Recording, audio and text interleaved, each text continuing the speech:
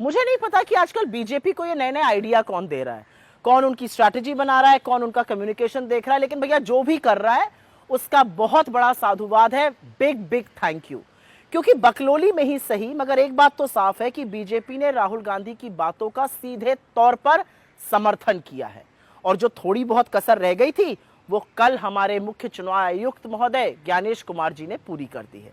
आखिर राहुल जी क्या कह रहे हैं? वो यही तो कह रहे हैं कि चुनाव आयोग की वोटर लिस्ट में गड़बड़ी है और ये निष्पक्ष चुनावों के लिए खतरा है, क्योंकि फ्री एंड फेयर इलेक्शन के लिए एक साफ सुथरी वोटर लिस्ट मिनिमम रिक्वायरमेंट है।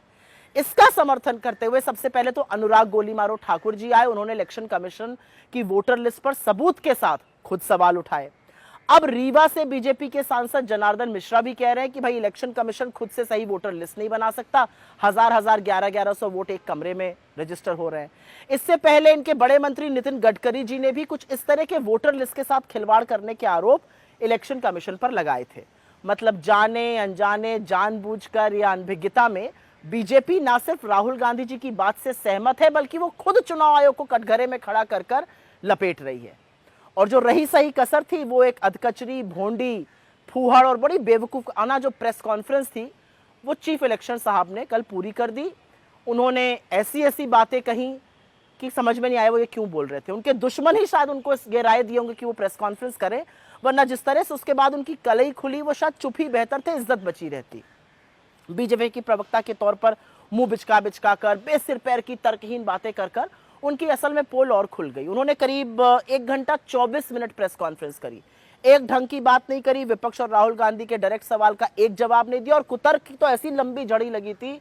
महिलाओं की प्रिवेसी से लेकर चुनाव आयोग से सवाल पूछना संविधान का अपमान है, ये सुनकर एक 4 साल के बच्चा भी अपना सिर पीट ले, लेकिन मुख्य चुनाव आयोग ऐसी बातें कर रहे थे। ऐसी स्थिति में सवाल जरूर उठता है कि बीजेपी की स्ट्रैटेजी बना कौन रहा है?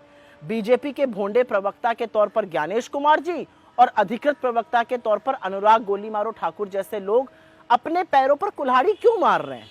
लेकिन एक बात है, इससे असलियत और सच और तीव्रता और तेजी से बाहर आ गया है। मोदी जी और बेइज्जत और बेनकाब हो गए हैं। वोट चोरी की चर्चा अब घर घर में हो रही है। ये लोग आए तो राहुल गांधी जी का जवाब देने थे, लेकिन इन लोगों ने सरकार और इलेक्शन कमीशन की जो वोट चोरी की मिलीभगत है उसका कच्चा चिट्ठा खोलकर रख दिया है। वो कहते हैं ना, विनाश काले विपरीत बुद्धि, कुछ ऐसा ही हाल बुरी तरह से घिर चुकी बीजेपी का भी है। लेकिन जाते जाते 2 शब्द हमारे चरण चुंबकों के लिए भी। क्या लाइफ है इनकी? पहले मोदी जी का चरण वंदन करो और अब बेचारे काम पर लगाए गए कि ज्ञानेश कुमार जी को हीरो बनाना है। लेकिन इस सब में ये जानते हैं कि इलेक्शन कमीशन तथ्यहीन कुतर्क दे रहा था। इन बेचारों के लिए थोड़ा से संवेदना तो रखिए। इन चरण चुंबकों की क्या जिंदगी है? कभी ज्ञानेश कुमार जी को हीरो बनाना है, कभी फलाने को हीरो बनाना है, जबकि ये जानते हैं, ये गोदी गिद्ध जानते हैं कि जो राहुल गांधी जी ने आरोप लगाए हैं, जो सबूत उन्होंने दिए हैं, वो फूल प्रूफ है। और इलेक्शन कमीशन सिर्फ इधर उधर की बात करके हमारे लोकतंत्र में वोट चोरी का पुरजोर काम कर रहा है।